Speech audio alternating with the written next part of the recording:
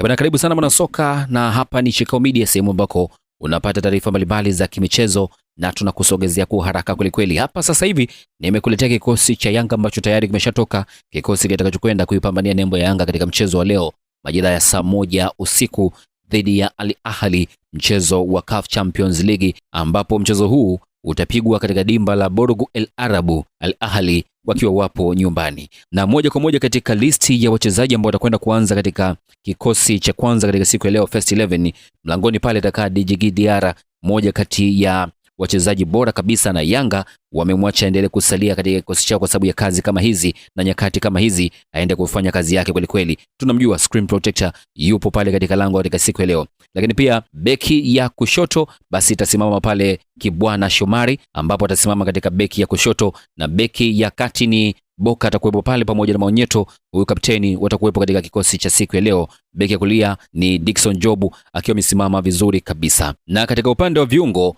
basi leo tutakwenda kuanza pale Mohamed Damaro akisimama pale na kwenda sambamba pamoja na Duke Abuya sambamba na mwanetu Maxi Nzengeli, hao kikamilisha katika kuifanya kazi katika upande mzima wa viungo. Na katika upande wa washambuliaji ambao tutawashuhudia katika siku ya leo, basi tutakwenda kumshuhudia Prince Dube akiwa yupo pia katika kikosi cha kwanza, pamoja na Pacome akiwa yupo pia katika kikosi cha kwanza, na kijana machachari kabisa Okello.